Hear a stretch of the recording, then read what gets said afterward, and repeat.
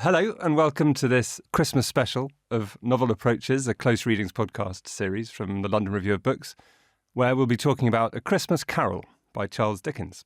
I'm Thomas Jones, the senior editor at the paper, and joining me here today in Scrooge's counting house on Christmas Eve, I'm delighted to be reunited at last with my co-host for this series, Clare Bucknell, fellow of All Souls College, Oxford, author of The Treasuries and regular contributor to the LRB. Hello, Clare. Hello, Tom.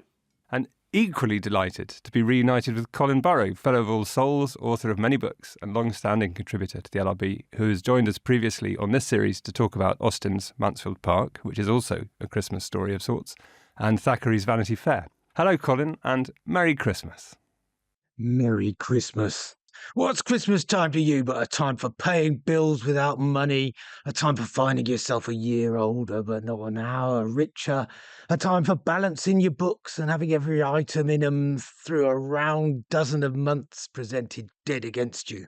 If I could work my will, said Scrooge indignantly, every idiot who goes about with Merry Christmas on his lips should be boiled with his own pudding and buried with a stake of holly through his heart. He should.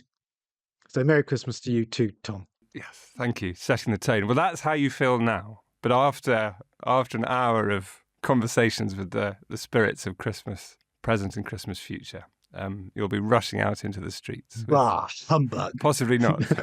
Anyway, A Christmas Carol by Charles Dickens. So where does it fit into Dickens' life and work? At what stage of his life and career did he write it?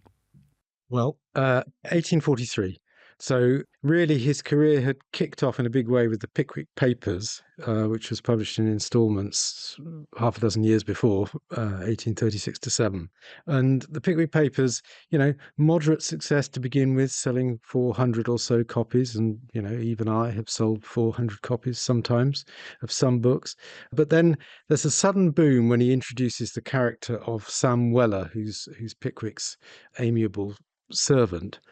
And the whole project sort of explodes from June 1837 onwards, and circulation increases to 4,000 and then to 40,000.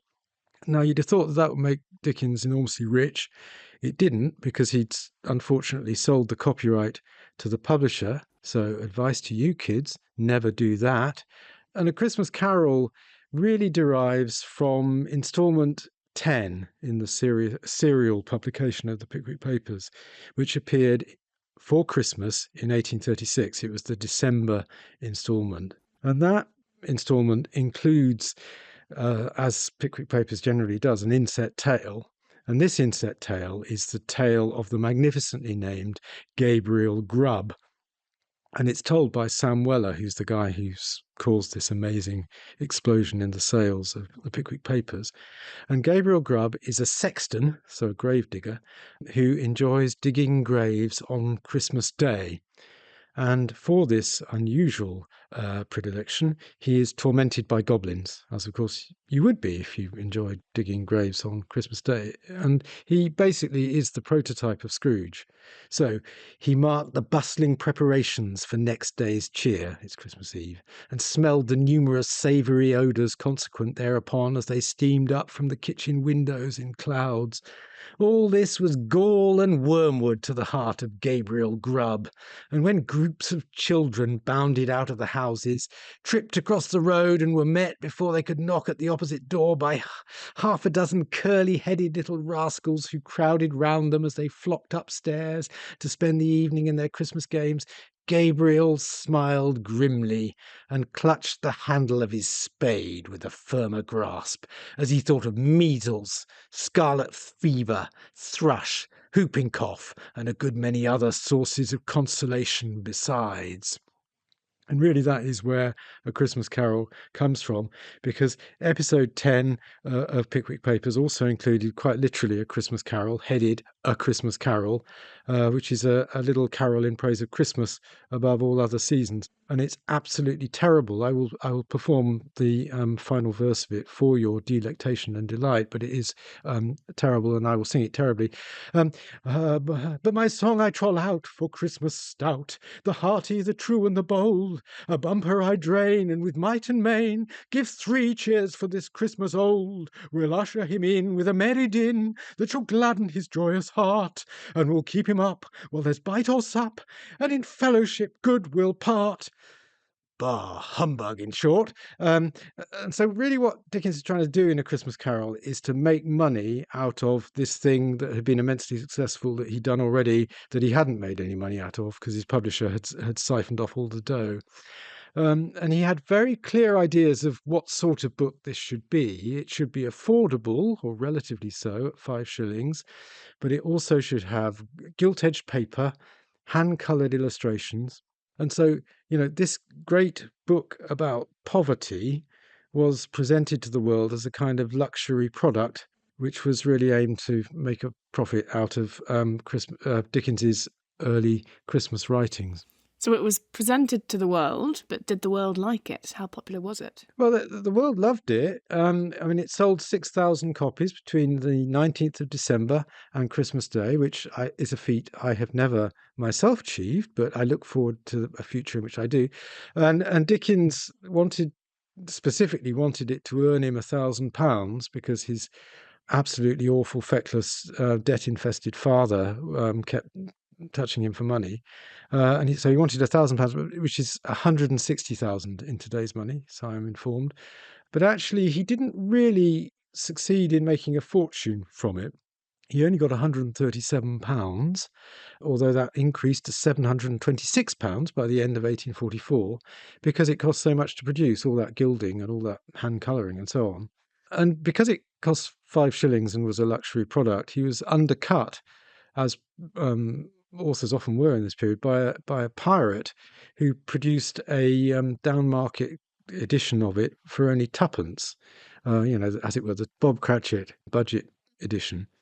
And Dickens initiated a lawsuit to suppress this rival publication, and that lawsuit cost him more or less exactly what he'd earned from the book so far, which was £700. So, firstly, don't sell copyrights to publishers, kids. Secondly, don't go to law, kids.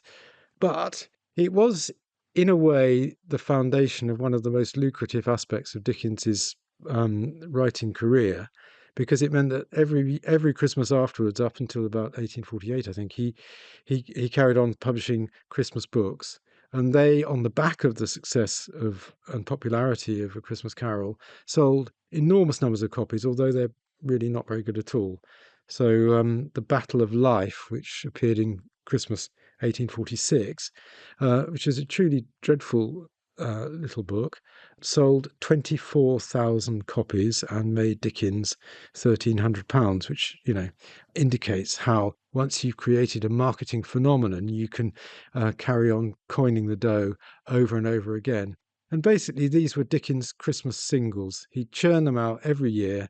And so he is to blame not only for Christmas, which is obviously loathsome, but he's also to blame for Mariah Carey and every Christmas single you've ever heard in your life while you're trying to buy Christmas presents in a supermarket and feeling as though you want to die. Yeah, but also... You're bringing balance to this story, Tom. No, come off it. But well, the Cliff Richard of the 1840s, but also, don't forget, Colin, Bob Dylan's Christmas album, which you wrote about for the LRB blog in 2009, and despite your better judgment, found yourself sort of won over by. But it's true. I was tapping my foot by the end, I confess. Yeah, but yeah, it's all Dickens's fault. Can I drag us back to the 1840s from Mariah Carey and Bob Dylan? So there are a few historical contexts that are operating here on the novel. The Poor Law of 1834 and Dickens's views on poverty, particularly child poverty, and all those contemporary debates about whether being nice to the poor is good for them. But also the revival of interest in Christmas traditions around this time and the popularising of celebrating Christmas, which was led by the Queen and Prince Albert. Colin, could you tell us a bit about those social contexts? A little bit. I mean, I think a really important fact about Dickens in the 1840s is that he is seeing, I think, quite a visible drop in GDP, which is affecting the London poor. Happy to see GDP return to the podcast. Yes. I knew that you would enjoy that little detail. I haven't got the figures, unfortunately, but I believe it to be the case. And it's also a period where equally visible on the streets, as it were, are the effects of the 1834 Poor Law with workhouses and the sort of hoovering up of the indigent and making them labour. And alongside that, you've got a sort of big cultural debate going on about population and about the causes of poverty, which goes right back to Malthus's essay on the principle of population of 1798. And Malthus basically said, if population continues to increase in the way it does, everybody's going to starve because there's not enough food to go round. And that had a real revival in the aftermath of the new Poor Law. And you got satires of a Malthusian character advocating things like the gassing of children in order to reduce the population. And there was a guy who still, I think, hasn't been identified, who went under the name of Marcus, so not quite Malthus, who produced books of murder, which were like Swift's Modest Proposal, saying that really what we need to do is have a great big cull of all the children. And I think what A Christmas Carol is doing is taking all of that, and insofar as it's got an argument, it is an argument that people like Scrooge, sitting in their counting houses with vast amounts of money that they're not spending and not giving to the poor, are causing the shortages of food. And the problem isn't excessive population, it's an excess of mean-spirited Scrooge-like horrible financiers. And so I think that's broadly speaking the kind of 1834 to 1843 context of A Christmas Carol.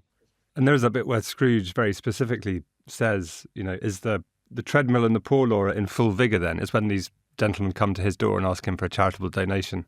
And he refuses to make it because he gives money to the workhouses and that's what it is.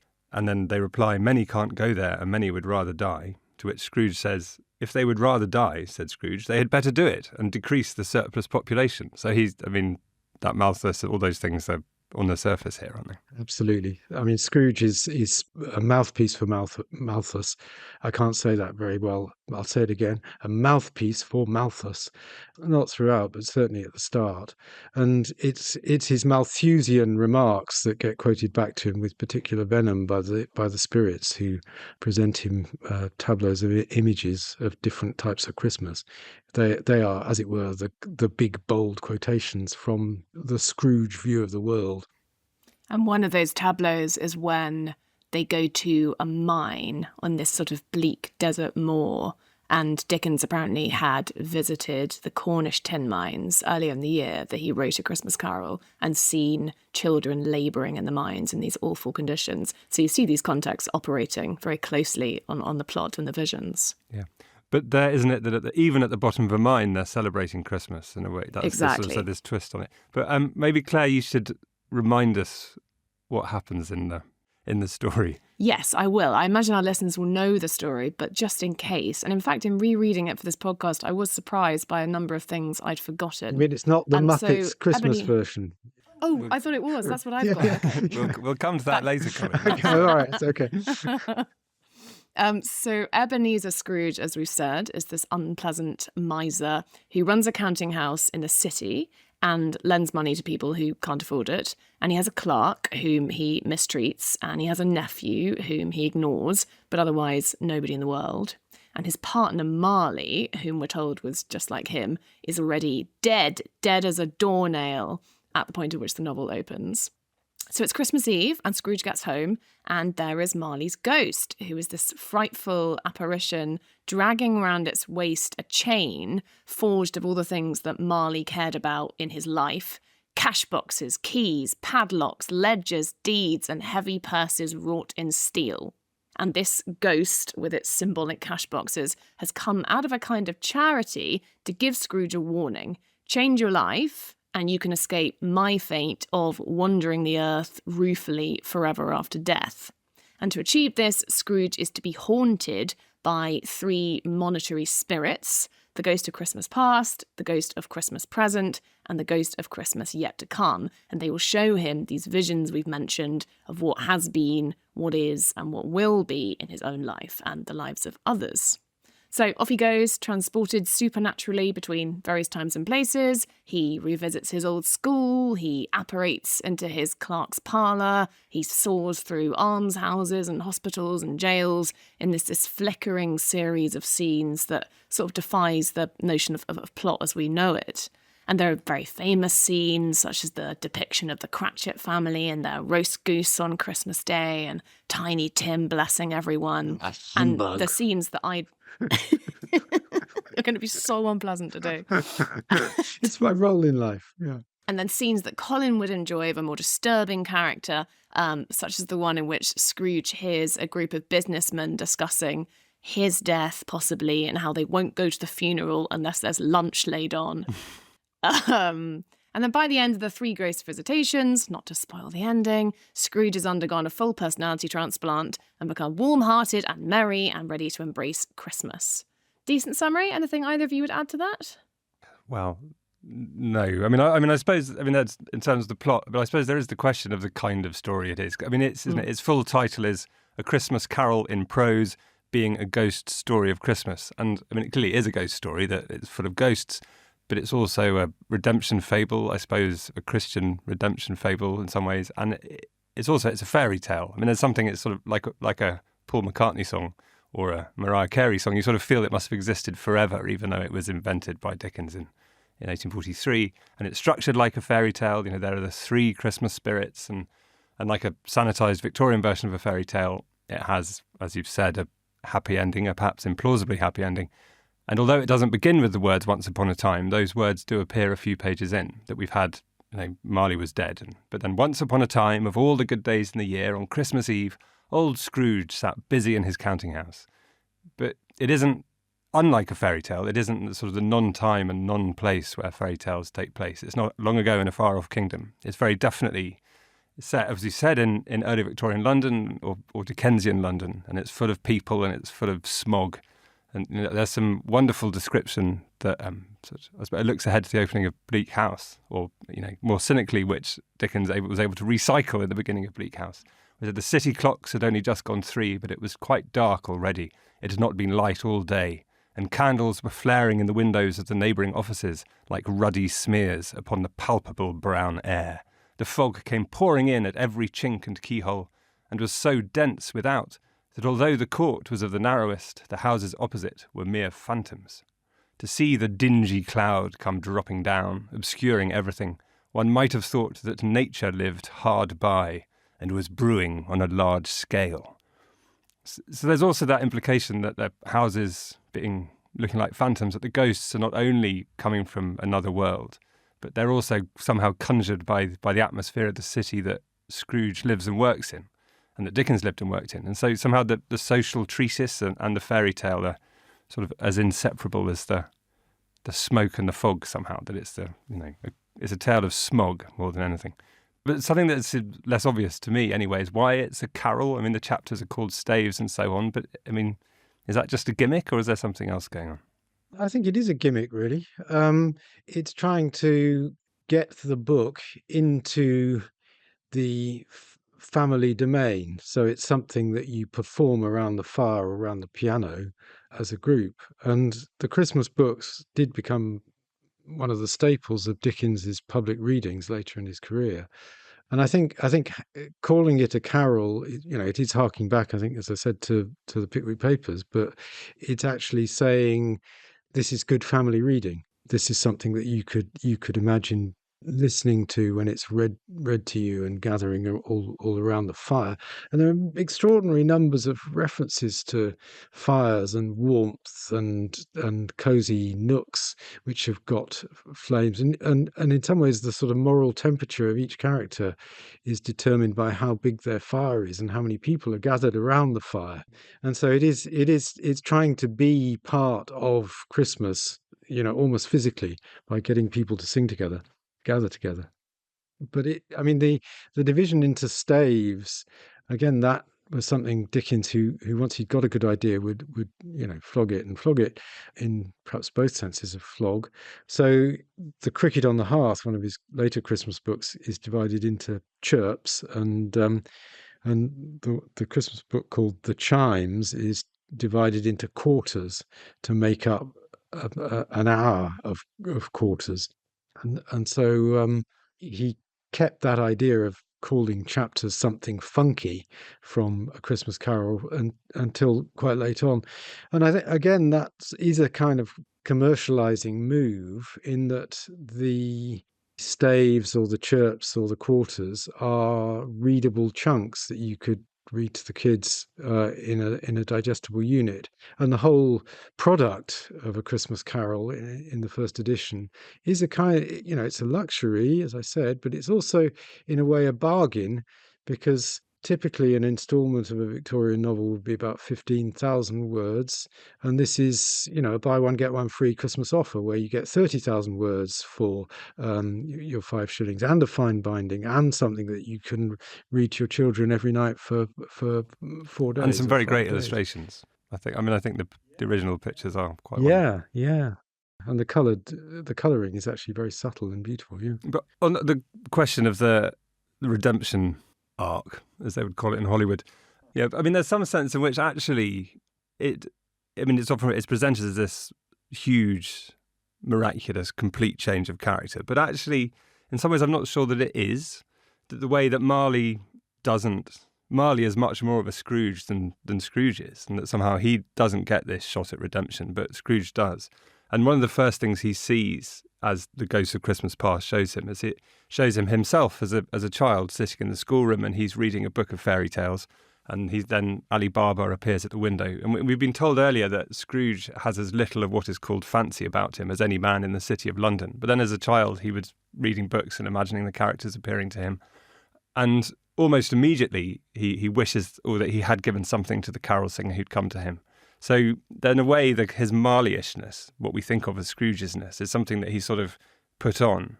And in a way, the return to the generous, imaginative, sociable, convivial Scrooge at the end is it's just peeling off the Marleyish layer. And so it isn't such an implausible, miraculous transformation as it might seem. Yeah, I was wondering about this. I mean, is the suggestion almost that bookishness, or having this trained literary imagination, Scrooge is so excited over Ali Baba and Robinson Crusoe, that makes you readier than others to get Christmas, even if you've turned your heart against it? And it's quite an 18th century idea. I know I bang on about the 18th century, but it is the idea that reading trains the sentimental imagination. Like, that is how you learn empathy. That's where you get it from. And so Christmas might be a kind of extension of that. You learn to understand Christmas through reading about the lives of others. And what the ghosts are showing him, they're essentially telling him a story.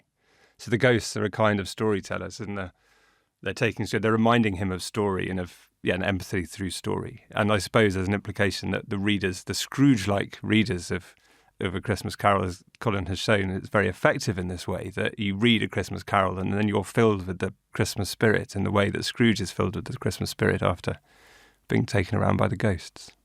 Yeah, and I was just going to say about Dickens' interest in people who saw visions and in mesmerism. And that kind of psychological susceptibility to seeing things, and I think what A Christmas Carol is partly doing is feeding off that aspect of Dickens's own imagination, where something that's not real, that's actually terrifying, comes with visible, palpable presence before your gaze. And I think that's partly a defense of reading. I think it's also partly a kind of expiation of something that's quite deep and perhaps quite creepy within Dickens. He really, really loved the idea of people being pecked at and pulled at by goblins and demons. It's part of his way of looking at the world. And so, the cheery, redemptive narrative of A Christmas Carol is offset by that kind of the sort of psychosis element of it. Actually, the Scrooge as potentially just a a mad visionary who is responding to something pretty dark in Dickens.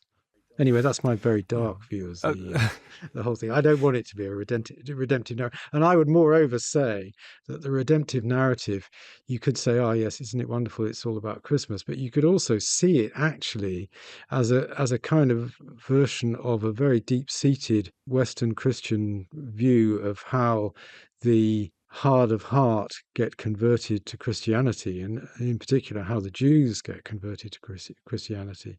And although Scrooge is not Jewish, his name Ebenezer has a kind of Old Testament ring to it, and there is a sort of and there's the assonance of Scrooge and Jew as well. I mean, there is a rhyme there. Yeah, and that gives again a sort of not entirely pleasant undertow to the whole redemptive narrative, I think. But I like the nasty, as you'll be gathering already. But as Dickens clearly did as well. I mean, in a way, he puts those anti-Christmas sentiments into Scrooge's mouth, but he's clearly enjoying attacking Christmas and criticising it, and all the. I mean, there is sympathy. You feel that there's, Dickens has some sympathy with Scrooge's anti-Christmas view. He surely wouldn't be able to write it with such relish if he didn't. There's enjoyment in there. There is, very definitely. Best bits of it, really. I think also, actually, one of the best bits of it is the conversation early on with Marley's ghost, where Marley's ghost is a sort of version of Hamlet's father come from the grave. And Dickens is sort of quite deliberately doing a downmarket remake of the opening scenes of Hamlet there, where Scrooge produces sort of perky vernacular quips in response to Marley's stern warnings about his moral future, and that side of Scrooge, the kind of wisecracking element, again quite Old Testament, again it's a kind of Jewish humor that he's using in those early scenes, but that aspect of Scrooge gives, I think, a real strength to the anti-Christmas, anti-ghostly, skeptical, down-to-earth side, just tonally, because it's so funny.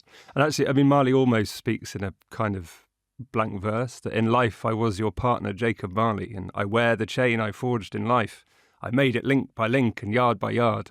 There's a sort of clunky iambic nature to the way he speaks, and as you say, and that Scrooge's wisecracking, prosy responses are. I do love that bit. You must have been very slow about it, Jacob.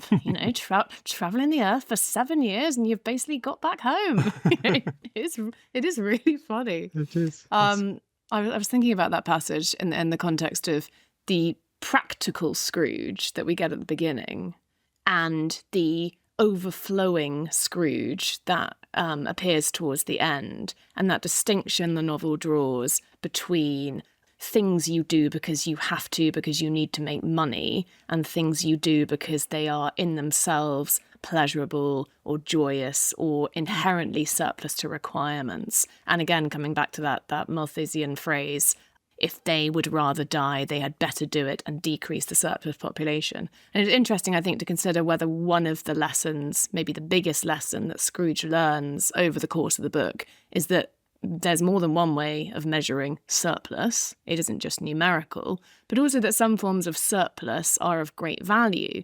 There's Christmas, the season of abundance. Charity is an overflow of goodwill beyond what's strictly required of you. There are lots of games and dances in the book, which Dickens describes in detail, and they are ludic. They're joyous because they're surplus. They're games. They serve no practical purpose. What do you both think about the place of surplus or excess in the book?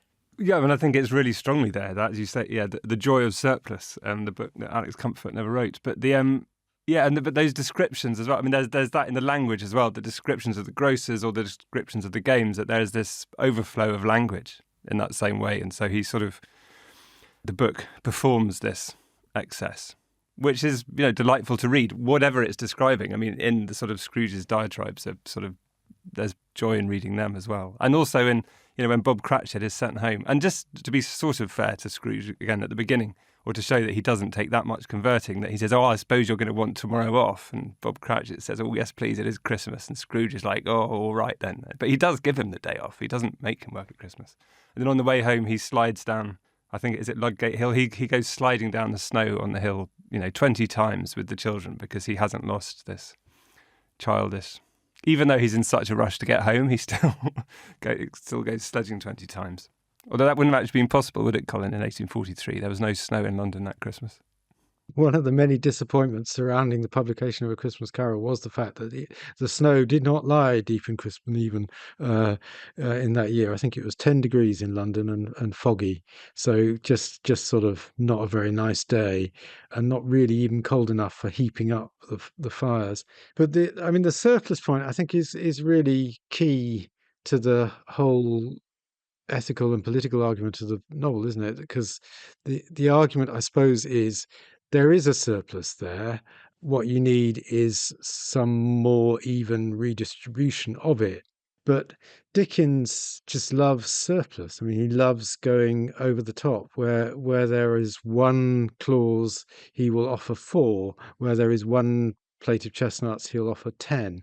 And so there is a kind of tipping point between the idea of surplus as a sort of economic ballast that could be redistributed on the one hand, and on the other, surplus as sort of outright waste or overindulgence. And that sort of brings out the Scrooge reader in me, really, because I have there are these great passages of over-the-top excess, which make you think, well, actually, couldn't everybody have done with a little bit less? So, I mean, when the Ghost of Christmas Present appears, Scrooge goes, it was his own room. There was no doubt about that. But it had undergone a surprising transformation. The walls and ceiling were so hung with living green that it looked a perfect grove, from every part of which bright gleaming berries glistened. The crisp leaves of holly, mistletoe, and ivy reflected back the light, as if so many little mirrors had been scattered there, and such a mighty blaze went roaring up the chimney as that dull petrification of a hearth had never known in Scrooge's time, or Marley's, or for many and many a winter season gone. Heaped up on the floor to form a kind of throne were turkeys, geese, game, poultry, brawn, great joints of meat, sucking pigs, long wreaths of sausages, mince pies, plum puddings, barrels of oysters, red-hot chestnuts, cherry-cheeked apples, juicy oranges, luscious pears, immense twelfth cakes, and seething bowls of punch that made the chamber dim with their delicious steam. In easy state upon this couch there sat a jolly giant, glorious to see, who bore a glowing torch in shape not unlike Plenty's horn, and held it up, high up, to shed its light on Scrooge as he came peeping round the door. This is an age before refrigeration. All of that stuff's going to go off before they can eat it. This is why you have to share it with other people, Colin. Have a big party for all your friends. That's the answer. I see. If you're listening in the free version of Close Readings, I'm afraid we'll have to leave you there. If you'd like to listen to the full episode and to all our Close Readings series in full, do sign up now. You can get a 7-day free trial, and if you're still looking for a last-minute Christmas gift, why not consider a 6-month or 12-month subscription to Close Readings? You can find a link in the description or go to lrb.me/audio gifts. That's lrb.me/audio gifts, all run together as one word.